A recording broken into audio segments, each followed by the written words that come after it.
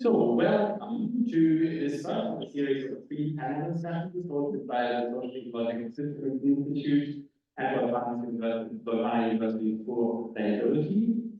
My name is Joern Fischer. I'm a professor at the Social-Ecological Systems Institute here at Leuphana, and I'm hosting today with the 3 panel discussions coming up over the next 3 weeks. We'd like to reflect on some of the most pressing cutting-edge questions of sustainability science and practice. And today we're going to start with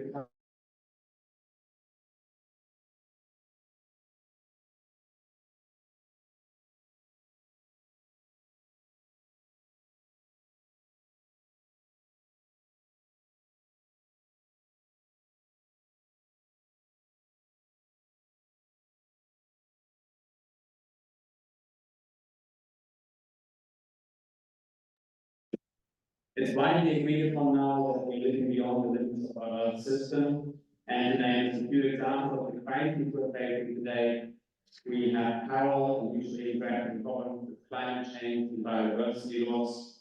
About 1 billion people are not getting enough food. Conflicts are threatening the safety of communities around the world. Nationalist agendas are on the rise, also in many countries, especially young people often feel worried about their future. So most of these problems in a way are not new, but the interactions among them are intense, perhaps on my mind that actually intensified. And against that background, it's really important to start to think outside the box. What can we as sustainability scientists and maybe citizens do, and even from a global polycrisis to the future? That's what we'll discuss today. Before I introduce our speakers, as very online, they say that it's very difficult to understand. So I think you need to talk to the hour. Okay. So you are far away. I think that's because there is echo. So let's see how it works, because you can hear me well, right, online people? Yes, Berta's voice is very clear, however. I can try. We can do a quick test if that helps.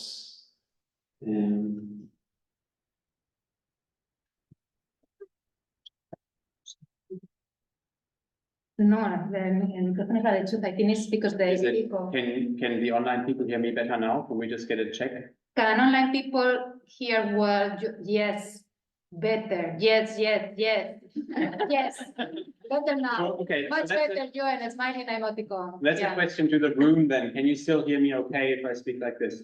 Okay. Can you still hear the others if they speak like that? Can we get who thinks they have the Dave? We can hear for sure. Who has a more quiet voice? Well, look. What we're going to do it without microphones. That's nicer anyway. If at some point you can't hear in the room here, then please say something so that we can once again change things. Or you can move to the front. That's a good idea. Come to the front, look the board. Okay, so that means that now, let's just check once again. Online people can now hear us, okay? Yes, right? They are very happy. Okay, so that was very good. So we had a bit of a stumbly start into this, but that's because I guess the owl couldn't hear from the back and the front at the same time. Owls can turn their heads, but anyway, not worried. It's not a real owl, I suppose. So we're here to discuss today, like I said, some of these really big issues and start to think outside the box. And before we get started, I'd just like to introduce our 4 speakers. So we'll start here with Haliki Krainen. Haliki is a Senior Research Associate in the Transforming Consumption and Provisioning Research Group at the Research Institute for Sustainability at the Helmholtz Center in Potsdam. She's project coordinator and researcher in the EU 1.5 degrees lifestyles project, which focuses on mainstreaming lifestyles that are actually in line with the Paris Agreement in Europe. So, yes, Berta. For online people, those who are introduced move, so the hour. Yeah. Exactly. Now you are. It will now speak, you see. So yes, we're going to resolve this all by itself. Okay. So, Haliki, can we get a short opening statement from you? Welcome. Nice that you're here. Thanks very much. Thanks for having me. Thanks for the introduction. My opening statement is that people in general want to be good and they want to take care of their families and they don't want to harm others. And we need societal structures that enable people to live well within planetary boundaries. And currently we don't have those structures, and we have psychopathic incentives that actually incentivize or suggest something else. The problem is, of course, that to have those new structures, we need to fight for them and we need to get them. And there's very strong vested interests working against us when it comes to that. What can help us are new narratives of the good life that are in line with sufficiency and 1.5 degrees. That's it. Thank you very much for your opening comments. Next, we have with us Dave Hapson. Dave is a sustainability scientist here at Leuphana University. He's familiar to those of us who are here in the room, and perhaps familiar to some other people online for some of his past work, including, for example, work on leverage points for a sustainability transformation. Dave, can we get a brief introduction from you also, please? Yeah, hello. So when I think about polycrisis, I think about this as these interconnected wicked problems. And usually I get a shiver when I think about wicked problems, but I went back and read the original paper on wicked problems. And I think what it tells us is that we spend too much time seeking solutions without first really understanding how we understand the problems, and how the problem definition shapes the solution space, and how both of those are shaped by our understanding of what a good future might be. And so I think we need to shift away from this notion of sustainability science as a solution-oriented science to one which is a sort of vision and problem understanding science. Thank you very much, Dave, for your opening comments. Next, we have with us Professor Jessica Boone. Jessica is a professor for technology management at the FHM Berlin and the founder of the Institute for Practical Eco-Philosophy. In her research, she examines the role of practical philosophy and philosophical health for social-ecological just transformations. Jessica, welcome, and we'd like your opening statement also, please. Thank you. I'm very happy to be here. So I think the polycrisis is actually the core of it. To go briefly in the problem space, it's a relationship crisis.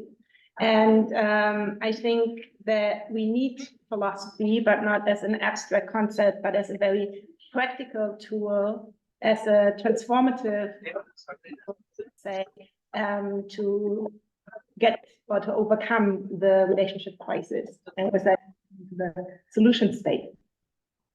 Okay, thank you, Jessica. And last but not least, please welcome Dr. Joern Fischer. Joern is an interdisciplinary social scientist currently working on a project called The Empirics of Hope at the newly inaugurated Anthropocene laboratory hosted by the Royal Swedish Academy of Science, Stockholm. And Joern is from Indonesia originally. Welcome, Joern. Can we get an opening statement from you also? Thank you. Thanks for having me. We will talk more about the empirics of hope later on. So I choose to have the opening statement as a little bit different. So I would like to read the last stanza of a poem from an African American poet that I really love, called Gwendolyn Brooks. It's called, the poem's title is Speech to the Young, Speech to the Progress Toward. And I think this last stanza, very short last stanza, really illustrate what is hope for me, or I would like to believe in this polycrisis. I'm just gonna read it. Live not for battles won, live not for the end of the song, live in the along. We'll talk more about that. Thank you. Okay, thank you very much, Joern. So maybe we start right there. Okay. You know, that sounds nice. It sounds nice and poetic, but honestly, I mean, really, there's not much reason to be optimistic at the moment about the future of where we're heading, right? So what do we make of all that? All right, so you mentioned there's not much reason to be optimistic. So firstly, I think it's perhaps most maybe useful to introduce about the thing that I'm looking at the moment and what I'm doing. So I'm working on a postdoc project called The Empirics of Hope, the evidence of hope. So we're trying to see empirically about the hope in this world, and it's a very we were very new, so it's a 2 years project, but we just started about 6 months now.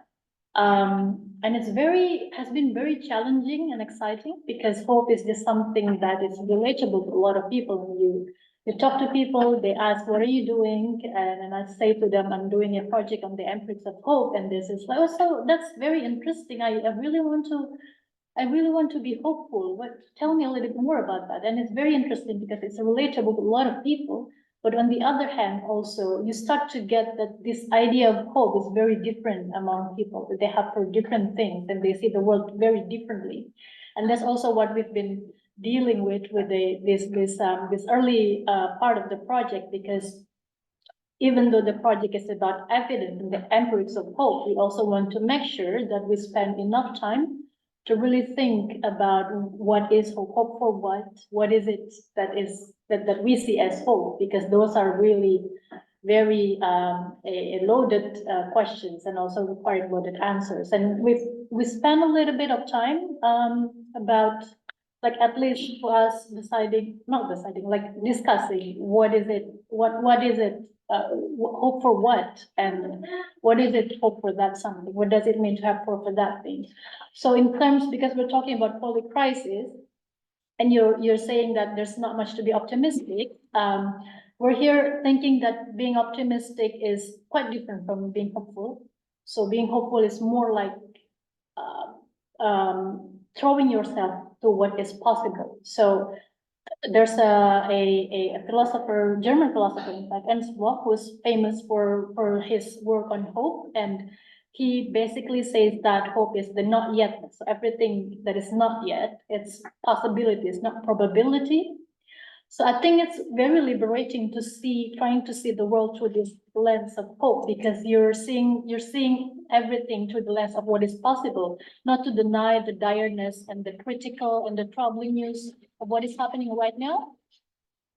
A little bit of music. But to take them together with still that idea of openness, to still carry that with you whenever you put something, when you're trying to understand how the world is very much in need of our agency to do something. And it's also quite different from progress. I mean, they can be sometimes overlapping, this idea of optimism and hope and progress, but they're not always the same. There's a very different idea and ethic and ways of seeing life when we are trying to put the lens of hope. Because progress, you have metrics, and you're always like trying to see how far we are. But then hope is more like, maybe we're going far. There's still possibility of going far, but then we're not measuring it against something. So it can be a bit discomfort, like it can create a little bit of discomfort, because people's tendency are to be in control, to have certainty, right? Like, tell me, like, how far we are, tell me the number of possibility, the number of probability. But then, you know, when people say it is possible, not a lot of people are comfortable with that. Yeah. So you mentioned a couple of words that really resonated with me here. That's the terms possibilities and agency. Mm-hmm. And maybe I can ask others, and I don't know, maybe Haliki, but also others, if they want to chime in. You know, do we have possibilities to really change things? And do we have any agency? I mean, I find that when I speak to our students, quite frequently I hear that people are truly upset because it's clear that things are not going well. It's not very clear what agency we have to actually change anything. Is it actually possible? Are we just gonna run against the wall with our planet? So what are we doing? What is the possibility here? And do we actually have agency? And Haliki, I think you have worked a little bit on questions related to that. Maybe you have something to say, but also the others, you're most welcome to also chime in. Just on the question of possibility and agency, I think responsibility comes up. And I think we have an issue with responsibility and of how we kind of hand out responsibility, who has responsibility. On the one hand, we want to pretend that we don't have any responsibility, that it's the politicians that should take action. Same time, politicians say that they don't have responsibility because the citizens, they can only do what the political mandate allows. So I think in general, we have a problem of responsibility. And I think we need a new type of responsibility, not just for us, but also for politicians. A sort of new type of political responsibility. But I wanted to add something to this question of hope and optimism. I think it just comes back to this question more fundamentally for me, about what kind of idea we have of the good life, because I think people fundamentally want to have material security, and if they buy an SUV, maybe it's because they want to have security for their children, right? Or they want to take care of their children while endangering other children. And I think we are, what we've not been very good at as a society is kind of building this vision, also because there's an advertisement industry against us, but we've not been very good at building a vision of a future where we can have security. And I think we can only have hope towards something. So I think a lot of people maybe have a different version of hope than you, but I think a lot of people currently have a hope for like a big house or a big car or whatever. That's also a hope, right? And I'm also struggling with how do we spread this different alternative vision of the good life and alternative vision of hope, because that is possible actually. You know, medieval peasants had a dream of the Leuphana, this dream of a future where the food would grow on trees, like sausages would grow on trees, and they would have enough to eat. And this was their biggest dream, just to have enough to eat, not to have hunger. And they could just be lazy all day. And actually the truth is we are there, like the dreams of medieval peasants, we are living that dream. We have enough to eat. We have more than enough to eat for everyone. We could be lazy. We wouldn't have to work so much if we didn't produce so much. So it's how do we change this narrative of the good life, and then we can have hope towards this other future. I hope that makes sense. Yeah, thank you. Yeah. Maybe I could add something about, so I think when it comes to agency, so when I heard this term polycrisis, it really, I think it's a really problematic way of thinking about the situation we're in.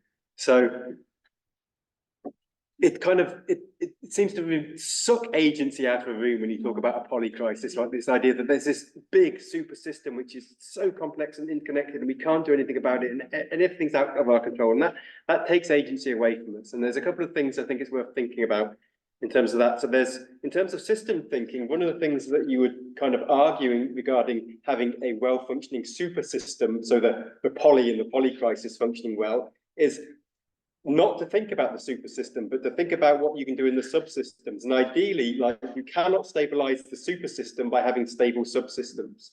In other words, if you think about an ecosystem, the reason the ecosystem is stable is because all the individual parts are continually regenerating themselves, right? They're reorganizing and kind of renewing themselves. And this is where we do have agency at these smaller systems perspectives, right? So we can think about what agency we have to actually renew, to rethink, to reimagine the subsystems, rather than being kind of being in this straitjacket of saying there's a polycrisis which we have to fix. So really thinking about how the way that we define the problems shape the way that we think about the solutions. And often, even when we think about our problems are defined in the way that our solution are kind of shaped by the solutions we already have in mind when we're shaping the problem. And so to really think carefully about how problems are framed and how they relate to the goals we have, because when we think about, okay, we need a better vision for the future, but it's difficult to think about a vision for the world, right? What does that world really look like? But we can think about, okay, what kind of relations do I want to have with my neighbor, or how do I actually want to work? And these are things where we do have some agency. So I think finding a useful scale for thinking about how you can define a problem where the definition of the problem provides agency for you, and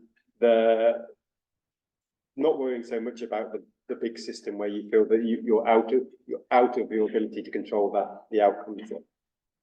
You mentioned relations. I guess that's the perfect way to segue to Jessica and see what Dave says. Starting with your relations to your neighbor is a good idea. Would you agree? And if so, expand. Yeah, very much agree. And I think it relates to my opening statement of saying the polycrisis is a better framing for this relationship crisis. Because I saw the same struggle. The polycrisis is such an abstract concept. Timothy Morton talks about hyper objects, objects that we can never fully grasp and touch. And I think the polycrisis itself is such a thing. And then, like Dave said, it takes away our agency. But when you see it as a relationship crisis, we all have a sense of what good relationships are, be it to our parents, be it to nature, be it to technology, or even how we consider progress and what progress is. So one of the things I came across when I started researching about these topics, one of the things I noticed was, if I can't even solve a conflict with my mom, how do I expect that the presidents of the US and Russia are going to solve any sort of conflicts around climate?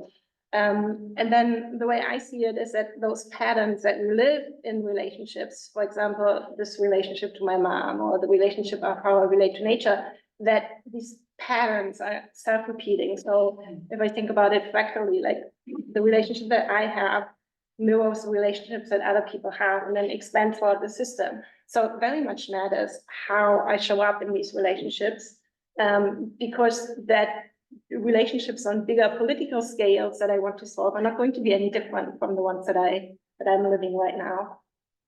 What's fascinating about what you said is that you were arguing from a systems perspective, and Dave was also arguing from a systems perspective, and yet, of course, the framing around the polycrisis also comes from a systems perspective. So it seems like systems thinking can lead you in different ways there for how you frame the problem and how you address the problem, which is an interesting situation where we're at, where some ways of framing a problem might give us agency, and some might, like Dave said, suck agency out of the room, which is, I think, a really nice way of describing what I find is often happening when I speak with our students. But I want to come back to this point of personal responsibility and agency. I mean, if I try to live a lifestyle that's within like 1.5 degree lifestyle or whatever, like, I mean, how do I even do that? Like, I don't seem to manage personally very well. And I'm sure that a lot of people around us aren't doing very well either. In fact, as you become wealthier, when you're a student, maybe you're doing okay. As you become a professor, it becomes virtually impossible unless you just choose to not spend any of your money anymore. So how is it going to work? Like, how will people get to these 1.5 degree lifestyles in a context of wealthy countries like Germany? Was that Yeah, me? sure. I think well, I think there's two different questions in that. I mean, of course, we have in our project, which I wanted to refer to earlier, and I forgot. In our project 1.5 degree lifestyle, we do measure and suggest what a 1.5 degree lifestyle looks like. And we tried to also model it for different European countries. And of course, there is a 1.5 degree lifestyle out there. It's everything that you would think. You don't fly, you don't eat meat, you don't have a car, you live on 20 square meters in a well-insulated house, and so on. But it's currently almost impossible for people to live that lifestyle because of exactly missing structures that would enable that lifestyle. I think, it's clear that we need bigger structural change, and it cannot be for the individual. Even if you become very close to it, it's very difficult for the individual to do. And it depends very much on how privileged you are. So it's probably more easy for people with more privilege and fewer responsibilities and care responsibilities and so on. What is interesting, I think, is how much and how often politicians use lifestyle as a kind of weapon, or even, let's say, high consumption lifestyles, to say something about why things cannot change. I think we very often hear that people want to fly, or people want to do this, people want to do that, based on one survey that they did, or something like that. And what is interesting in our project is that we found out that so much of people's perceptions and preferences depend on a setting and how you ask them, and also whether you ask them to do something as an individual in this in the existing world, or whether you provide them, for example, with a vision of where we could go. So in our example, we at first played a game with citizens where they had to come down to 2.5 tons per person. And this was very difficult, if not impossible. And even for a sort of even for this game or just an imaginary situation, people couldn't imagine giving up a car. And they had many reasons for that. And then in a different situation, we provided them with a vision of a future, a possible future of 1.5 lifestyles in Germany, where they had given up things. And there, it was much easier for the people to accept these changes, and they also could see benefits. So a lot of the reasons I think why we're stuck in this crisis, exactly as Dave said, right? It's this complex system, and a lot of small decisions in a complex system. But people themselves very, very quickly get used to new situations. So it's about asking how we can design a sort of, a new system. And I think the complex thing is that we don't really know what our agency is limited. At the same time, we all have some agency, but we don't know the steps that can take us towards 1.5 lifestyles on this like broader structural level. Maybe I'll stop talking and pass it on to someone else. I think, while I think that these reducing our lifestyles to reaching 1.5 degrees, my personal experience has been when I tried that down to actually living on 17 square meters for a while, seeing how that's actually a struggle and rather takes away some of the agency or the perceived agency, at least that I had. And what I find interesting is to think about it, not just in the sense of how much do I actually reduce my carbon footprint, because that's just a measurement. And I think if we keep focusing on these measurements, a lot of what actually moves us to change something gets lost, like my perception of the natural world, or how much I love whales, is not going to be affected directly by reducing my carbon footprint, or not in the way that I can perceive it. So I think when we try to speak to people and want them to just reduce or live sufficiently and reduce their carbon footprint, we leave out what might actually motivate people in order to change something. I think it's also, I think humans like to think that we're very imaginative, but I actually think we're actually pretty bad at imagining futures, right? And so partly people have a preference for the current because they don't know what else they should have preferences for, right? This is, if you've lived your whole life in a certain way, you want to continue living that way because you don't know how else you might live. You don't know if you'd like that way or not. And I think partly the way that we can enable people to kind of make changes is to facilitate people to have different experiences beyond the ones they've currently had, because I think it's a fear of change is often something which is inhibiting people to change. And actually, often I think those changes, until you've been through those experiences of feeling something different, then you don't actually know that that different thing is also as good or better than it was before. So I think that the kind of, this relationship between thinking about a better future and having experiences of different futures is really one of the key things we need to enable for people. I mean, I know from my own experience, I spent 6 years outside of Europe just pottering around doing random things, and that let me see that there are many different ways that people could live and be happy with their lives, right? And then I came back and I was quite comfortable giving up things which previously I thought mattered. And then I realized actually they don't matter. I'd like to ask Gianti directly, because you have lived in different places. You've grown up in Indonesia, and then now you live in Sweden, which is a very different place. So how do these kinds of conversations that we're hearing now, I mean, how would people in Indonesia feel about this? And I'm asking also because I know that online we're joined by people from settings that are quite different from, I mean, that sees where they're from, partly in the institutions, I guess. But they're quite different settings, many in low and middle income countries. So what do any of these conversations make any sense to people when you go back home to Indonesia? I think, not to be diplomatic, but then again, depends of which parts. Really huge country with 200, I think we're at almost 300 million now sometimes. So, And I would like to also highlight again the conversations about relations.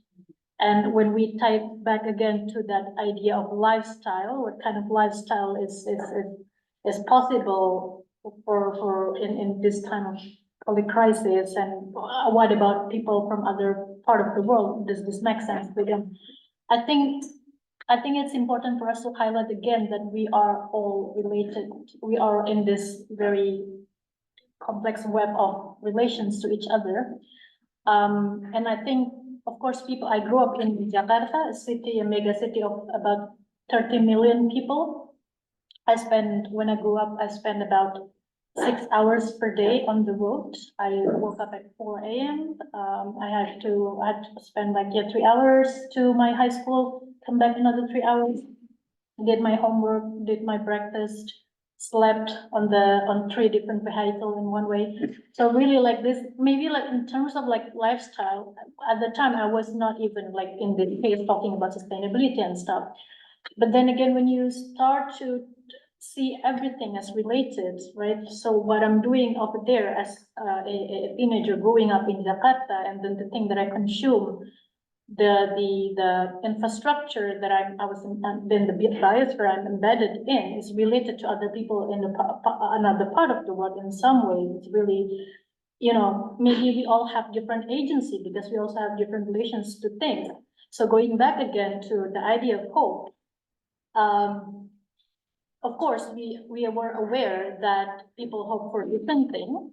So that's why we cannot like these days can sort of converge and have the tendency to conceptualize this hope as hope for the revitalizations of human nature relationship. So relationship should be like in this fundamental thing that we need to be focusing at. So what it is that the relationship are, a lot of people have different relationship with nature, and of course everyone not the same.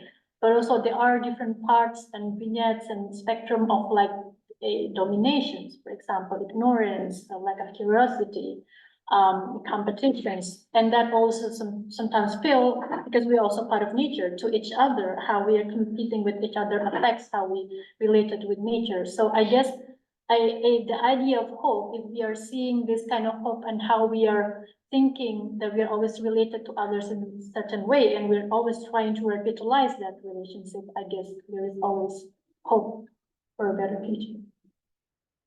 I think an interesting sort of point about that is when you're talking about lifestyles, you're not talking about the way that typically in academic literature we talk about lifestyles, which is how big is your house, how many cars do you have.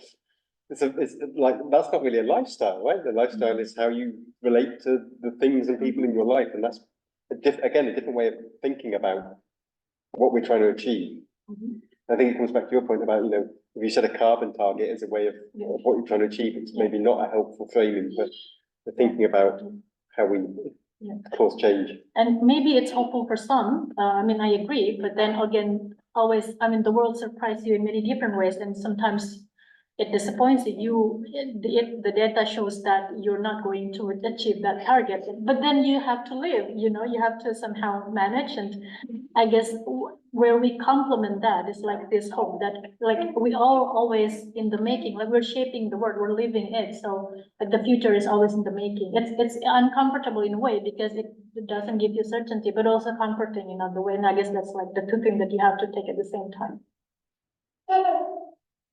Okay, yeah. Oh yeah, I was gonna add, I think that's also back to our project, but these carbon footprints and like whatever 2.5 tons and this and that, and this doesn't inspire people to take action, right? That's what we also find, that we need this vision of where we want to end up.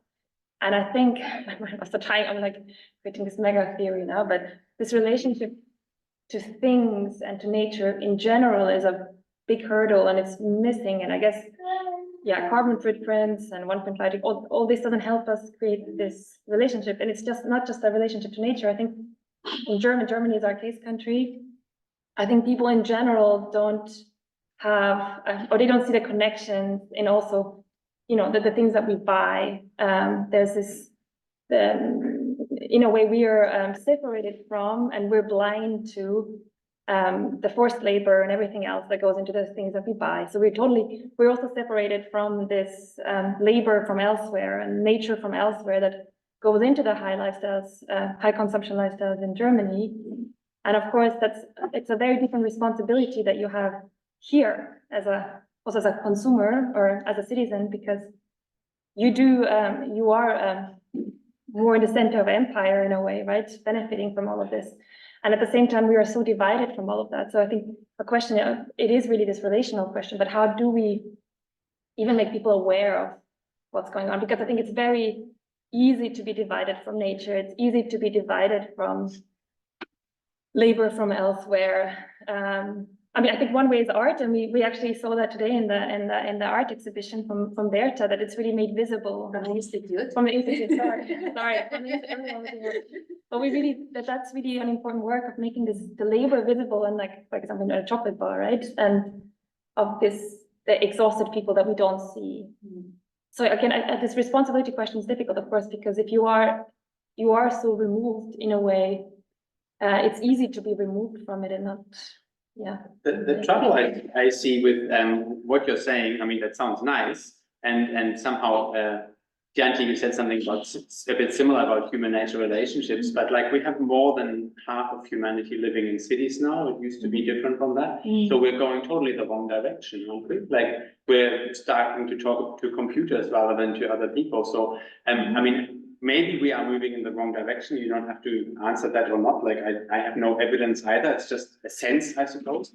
But if we're moving in the wrong direction, then what would be some of the things we can actually do to improve this focus on human-human relations or human-nature relations, which you seem to be advocating would be part of the solution? So what do we actually do? How do we do this? But can I ask just a clarifying question? Are you saying that if you live in a more urban setting, that you don't have like nature and you don't have this experience, and that's why you become? Well, you would become the kind of hyper alienated person you were describing, that doesn't know where stuff comes from. Surely that tends to be worse if you live a completely urban lifestyle than if you live a rural lifestyle.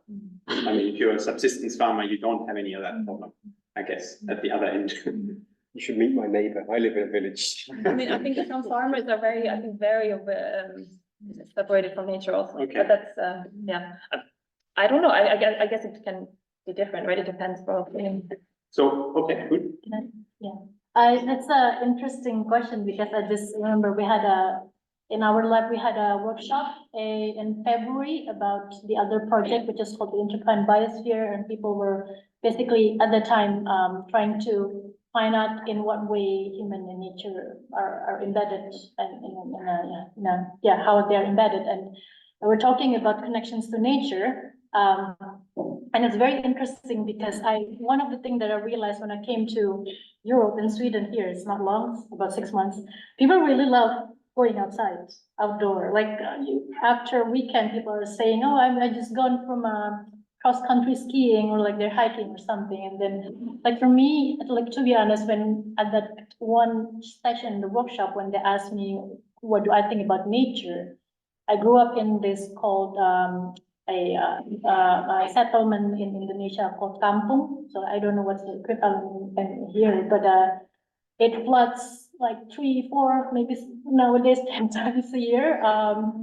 And it's I mean, it's not like very high, but it's, enough that, when it's coming annually, like the month. Well, these days it's unpredictable.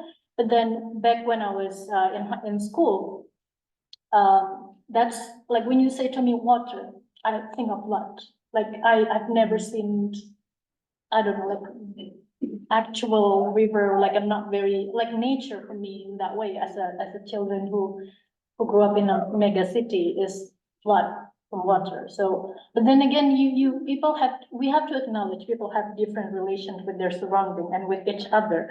But then I really like what you said about working on the subsystem, because then people have different aspects of their life when they have different connection and relation to each other and to nature.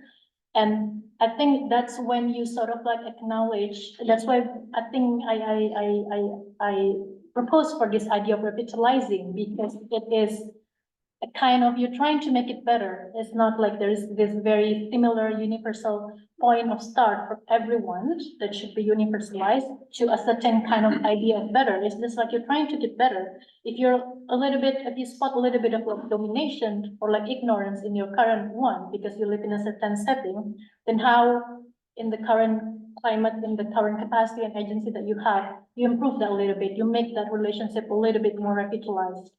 So I guess that's like how we're trying to see the multiplicity of the world, while also focusing on the relationship that define all of these things coming together. I also think that just the way of framing nature can be quite critical, and there's quite a few voices who talk about nature as a more than human world to kind of get out of this dichotomy of human and nature. Because if I think about it, especially in an urban setting, I live in Berlin, so there's some trees in front of my house, but there's not that much. But there's still some living world on the one hand, even if I look at or think about my skin, there's microbes living on there. Even if I think about the chair, at one point it was a tree. So is it nature how I relate to the tree? So I think by reframing how, coming back to what Dave said at the beginning of how do we frame problems, by reframing not how do we improve the human nature connection, but how do we improve those connections to the world overall, be it what we typically consider nature or we typically consider technological, for example, might actually change also how we think about it. And I think from pure ecological standpoint, as far as I know, it's actually more, or the carbon footprint of people who live in the city is actually a lot lower than people who live in the countryside, because smaller houses, less commute, etc. So there was actually, from just that point, if I just talk about the carbon footprint, it would actually probably be beneficial if everyone started living in cities. It depends, right? If the people in the urban setting live flat, so there's I think it depends on age group and income group and lots of other things. And I assume that you live in a rural community, not in Germany or somewhere else, that you probably it probably doesn't hold the same. Sorry. Okay, I think what we're going to do is open up to the floor here a bit for some comments or questions from people who are present, and also people online. If there are some, I'm sure there are some, and probably, like I said, probably quite a few more than we have in the room here. So let's get any questions, comments, input, complaints from the floor here. We have one hand in the back. If you speak loudly, we can hear you. Let's see. Now? Sounds good. Hey, my name is Mark. I'm from Ecuador. I want to thank you for this opportunity of bringing these topics to discussion. Is it fine? Maybe you can. Can online people hear Mark? Mark, you are next to the corridor. Yes. Yeah, many yeses. So, I want to thank you first because I'm going to bring some controversy also. The thing is, I agree with your perspectives, and most of the things you said I find insightful, but there's something I'm missing, which is very important. It's like the elephant in the room, which is whose hope, if we talk about hope. Hope for whom? Like whom? Who has to have which hope? Because society is not just one thing, but many social groups which occupy very different positions and which have the word responsibility, very differentiated responsibilities in this emerging polycrisis. And therefore, we need to address specifically groups, social groups, and we are letting these very vague in the exposition. I understand partially why. It may be because it's polemic. It may be because it brings a not so easy mood into discussion. But we need to talk about that, because otherwise we are not addressing the title of we're not getting unstuck. We are just doing very elaborate thinking, but about general topics without situating our perspectives and without situating who is getting some responsibilities and who is getting more damage because of this polycrisis. So no talk about 1% of the population, right? No talk about social inequality, no talk about neocolonialism and how extractivism is contributing to different sides of this polycrisis, not just climate change, but also growing inequality. Who is getting benefited from the automation processes? Yeah, from the change of the labor work, which is en vogue, which is running fast now. What about let's not stay in the consumerist perspective, which is measured in the carbon footprint. There we are not citizens anymore, but just consumers. And I read the book from Nikolai Schulz, Land Sickness, about how the subjectivity needs to change because everything, as you said, everything we do contributes to destruction in many parts of the world. Yeah, with these notions like hyper objects or different connections. So there he explains that the carbon footprint measurement was created by the British Petroleum, the second biggest private oil company of the world, to move the responsibility of climate change to the consumers, not to the process of production, extraction, circulation, where the big corporations are doing. And last thing, why are we going to talk about Facebook or Meta, Google, the big five, Amazon, Elon Musk, and these people who are offering an idea of let's leave this earth, it's ruined anyway. So Jeff Bezos say, let's live in bubbles so that rich people can come back once in a while to the earth. And then Elon Musk say, no, just let's leave it completely, let's go to Mars. I think these things are, of course, not the only thing. It's not the devil. It's not to have a theological view about it, but we need to talk about that. Fantastic. Thank you very much for that input. I think it's really valuable. And I guess if I paraphrase this in very, very simplistic terms to our panel to make it a question, in a sense, it's like, okay, this is a bit romanticized what you're saying about happy, nice relations with everyone to everyone else. In fact, we have real power issues at all kinds of levels in the world. So what are we going to do about them? Is that okay for a sort of abbreviation of the kinds of questions it boils down to? Is that there are real power interests at stake here, which are messy and not very pleasant perhaps to deal with. So what do we do about them when we want to be hopeful or create a better future? Sure. First of all, I want to thank you, and I would like to acknowledge that those are really real problem that we need to address. Thank you for bringing the elephant in the room. Extractivism, neocolonialism, responsibility of the production and consumptions of an elite few to that take a toll for the rest of the world, obviously a problem. And I get that a lot.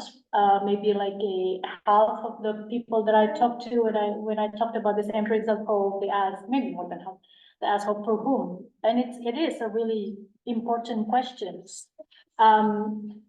I don't really have a perfect answer, but what I can offer as an answer is that what we're hoping to offer is an idea of not only hope as only like hope, but idea of co-hoping. So how you connect your hope with others hope as well. And it does not have to be your hope is identical with others, but you're trying to find intersection where your hope can be connected to others. What if there isn't many much? Well, then you have to introspect your hope. Is what you're hoping for something that will come at the expense of others? If your hope is similar to the hope of having a bunker when there is a global catastrophe, and then your hope is something completely different when people living in the mining area that is going to be used for the mineral for your bunkers, then there must be something wrong with your hope, right? Like you have to take another look.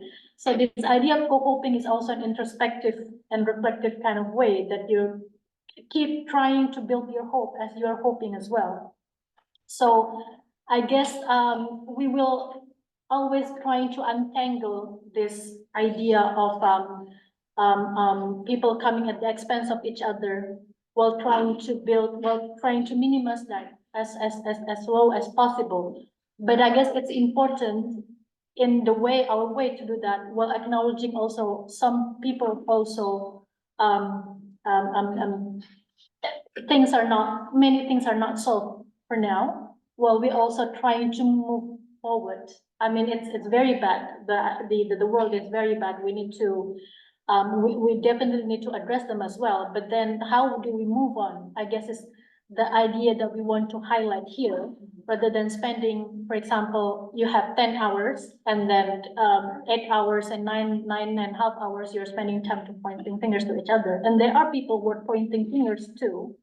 But then what if you're spending half, 5 to really lay out the responsibility of each other, but 5 others to like, okay, how do we move on together?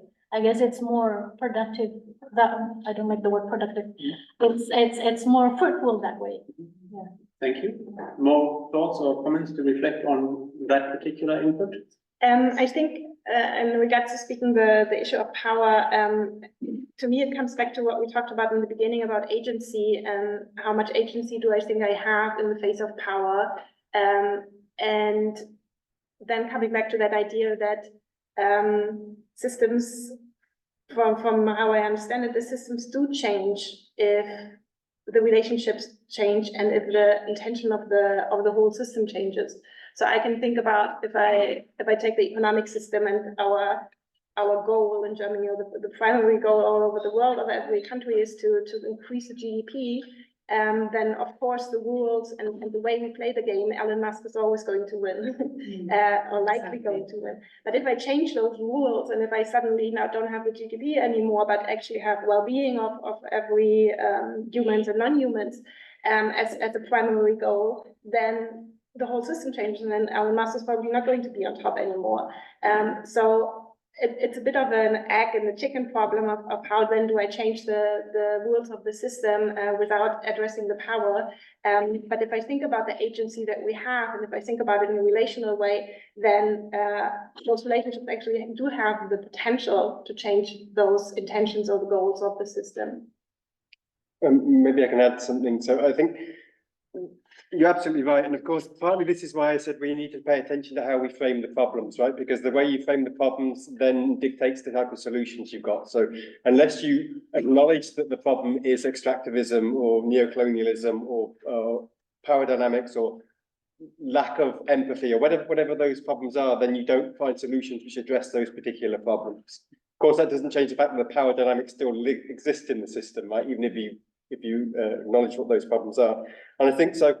To throw another term into the mix, there's this, if you have this notion of polycrisis and you think about the fact that each of these individual problems has no clear agreed upon definition, right? So no one agrees what the problem is, and that shapes the kind of solutions you provide, but also any particular problem you think of can be thought of as just a symptom of a bigger problem, right? And so, and the problem then becomes, dealing with the symptoms is typically easier. So how do we reduce our carbon emissions by 2%? Because that's our next goal.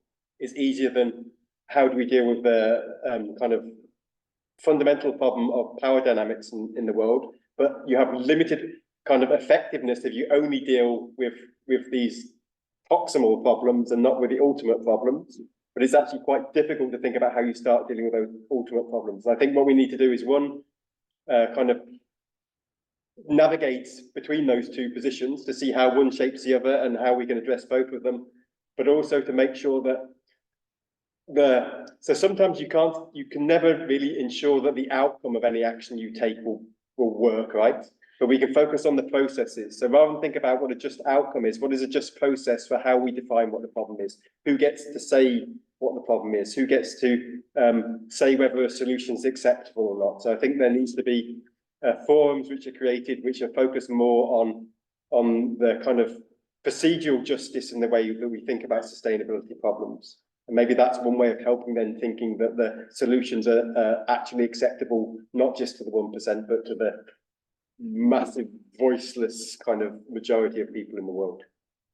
Thank you, Dave. I'd like to see, we're sort of running a little bit over time and out of time, I'm guessing. So we'll run for just a little bit over an hour in total, because we've just had the one comment question so far. We have a bunch more online and perhaps also more in the room. Do we have more comments or questions in the room? Let's check there. There's one. Berta, we'll take one more from the room and then go online. Is that okay? Talking about power. It's okay. It was an easy joke. Can I have a really quick comment to that, Yeah. which is just that I think, I mean, I agree with you and I see where you're coming from. Of course, everyone in this room probably agrees, but I think your question again removes responsibility from people.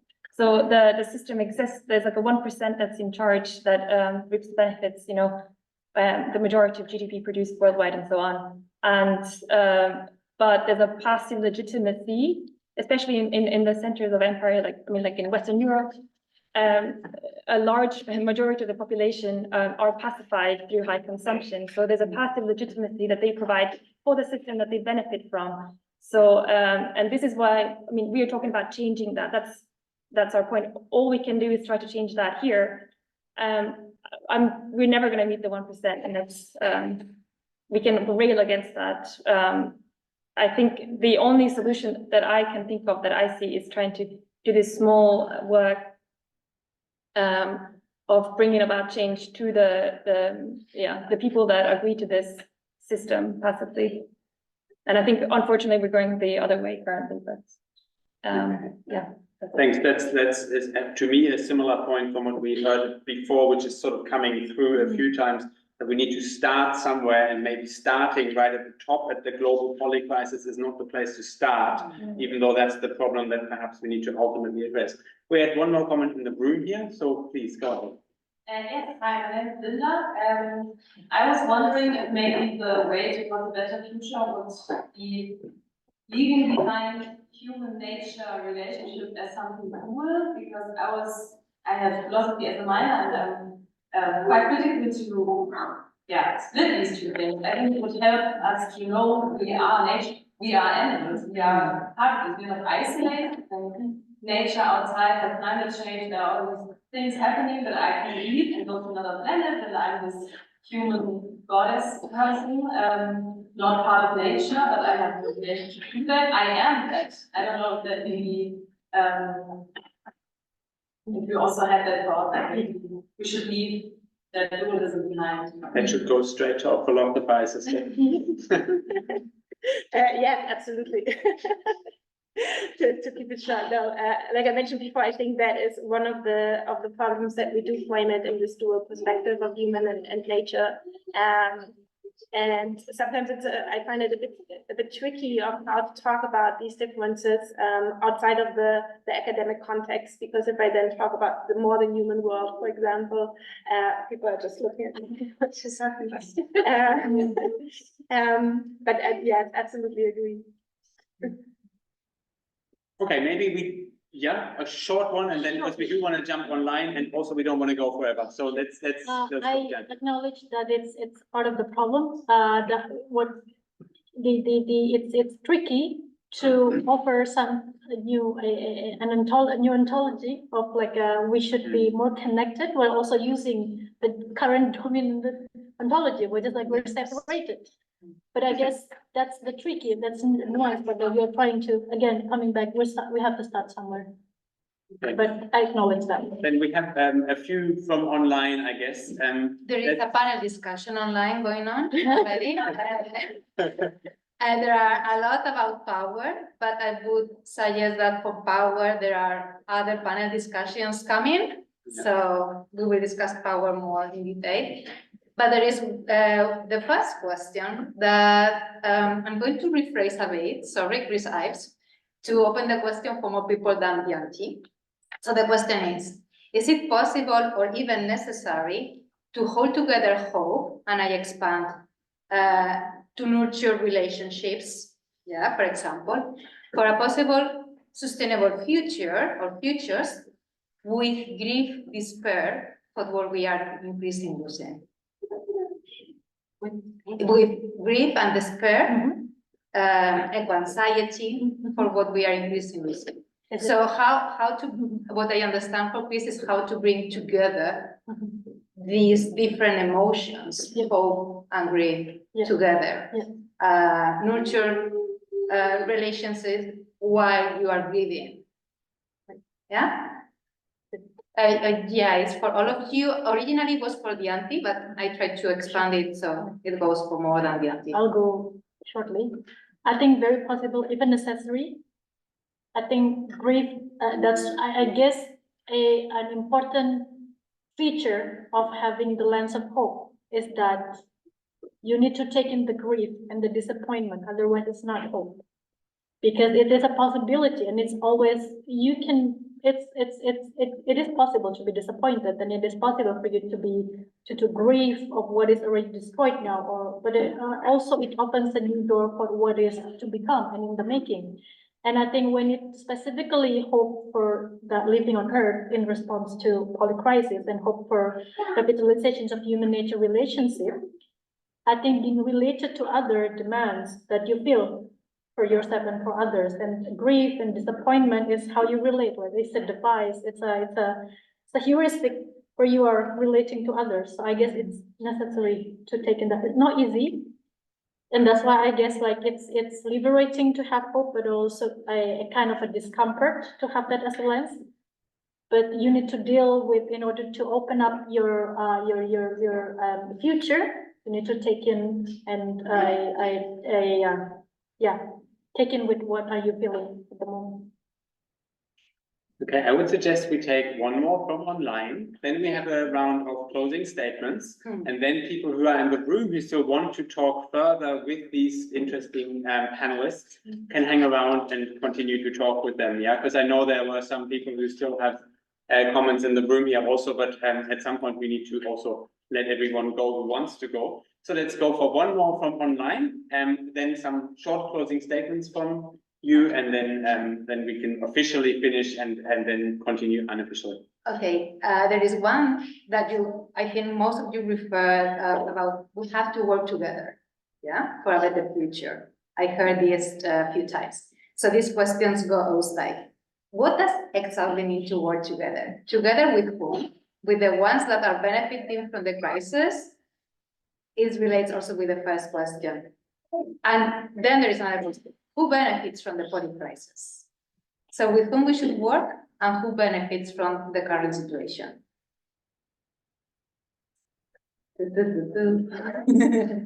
Not all at once, we can't hear you that way. Would anyone like to tackle that one? Easy question. I mean, I think everyone in Germany benefits from the current economic organization, right? Ecologically unequal exchange that in Germany you can add the value add at the very top and have lots of wealth, while you also import lots of embodied labor and materials from elsewhere. So I think we all benefit from it. I think the difficulty is that we're all angry, and at the same time we need to convince this part of society that currently benefits from the situation about the necessity for change.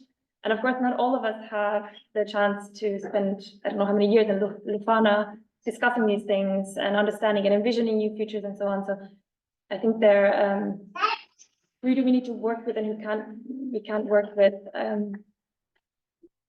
I think most people, I'll come back to this, I think most people don't want to be bad, or they want to be good, and they want good for others. And how do we, I think the question is, how can we give a lot of people the chance to kind of have this experience of seeing how the world could be, or experiencing, not everyone can have 6 years abroad also, although maybe they should. And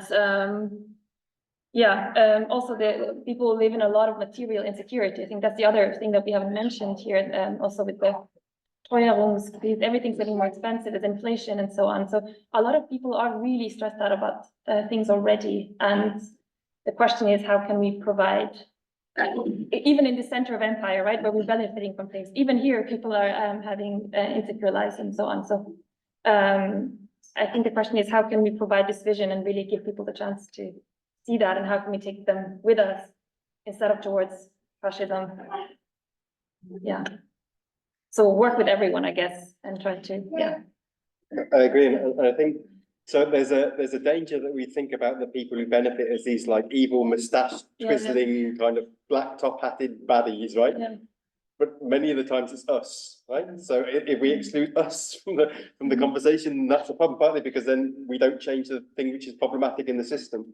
Of course, there's extremes like Elon Musk really is a moustache twizzling baddie, but he's probably listening to this conversation. It's 16, Yeah. But I mean, but it's difficult as well because somehow in order to engage people in these conversations in a meaningful way, you need to remove some of those power dynamics, and that's a difficult thing to do. Which is where it comes back to my point that we need to think about the processes by which we address these problems rather than always thinking about the solutions. To try and make sure that we can acknowledge where those problems lie, which isn't just in the technical thing we're trying to solve, but the way we solve problems. And yeah, that would be a starting point for me, but not to exclude anyone like on the face of it from those conversations. Okay, I think I'll pause the panel here and just say that we've now talked a little bit about people who maybe also don't get enough of a voice, and that I'll use as an advertisement block for the next couple of sessions we will have in this series, because it's 3 panel discussions in total with different panelists the next time around. Next week, we're going to be talking about social-ecological systems connected to the global south. So some of these kinds of questions that haven't come up very prominently today, maybe will come up more prominently again next week. And then in 2 weeks' time, we talk specifically about politics and power behind social-ecological systems research. So more of the kinds of things that perhaps we glossed over a little bit more today. And just in terms of if you're listening online, you can join again online, or if you're listening in person, you can again join us in person. And with that, I'd like to stop and ask our panelists for a short reflection. Keep it short, please, of take-home messages that you feel you have taken from this, or that you feel we can all collectively take away from the conversation today. And we would like to start. Any order is fine with me. I can start. If you're willing. Yeah, I know Dave said no solutions, but I have a sort of a semi-solution from our project. So we found out that people give the same reasons for why they do certain unsustainable things, and also why they do certain sustainable things, and why they would give things up. And in the current existing world that we live in, and those 4 things are cost, health, comfort, and feeling competent or normal, a normal part of society. So if we can channel those 4 things, accepting that not everyone's going to be a Leuphana environmental sustainability student overnight, we need to really focus on how our narratives and our messaging on those 4 things. So how to make unsustainable behaviors expensive, uncomfortable, unhealthy, and show them as being unhealthy, and also as being like abnormal and psychotic and incompetent. And if we can do that, then that's how we can change this narrative. But it's going to be difficult. Yeah. Thank you. Sorry. Yeah. Second, anyone who's willing? I have a very short one. We do have agency, and with this agency comes also a lot of responsibility. Thank you. So I would just say one key thing is to expose yourself to different perspectives. The more you expose yourself to people's understanding of what the problem is, or kind of their concerns, the better you're able to reflect upon those on your own life. I think particularly to welcome discomfort. So if you have a new experience which makes you uncomfortable, try and figure out why, because you're likely to learn from that discomfort about something about you which you didn't know before. If we stay in our comfortable bubbles, we don't really learn new things, many new things. Thank you, Dave. And final last words from Gyanti for today. I would like to bring again to the idea of getting unstuck with the idea that nothing is permanent. So I think that in itself, it's a really a liberating thought, and that can help me a lot to get unstuck. It could be, not perhaps necessarily better in a way that you're thinking, but that again, also the thing that we need to take in, and I agree, like being able to I'm comfortable with discomfort is one of the key. Right. Thank you so much. Indeed, you're right. The world will be a very different place in 100 or 200 years from now. Things are not going to be the same, and it's up to all of us somehow to shape the trajectory to that 100 or 200 years into the future. So thank you so much to the four of you for coming and participating. Thank you to the people in the room here for listening and engaging in the discussion, and to everyone online. We look forward to seeing you all again in the near future. Thank you.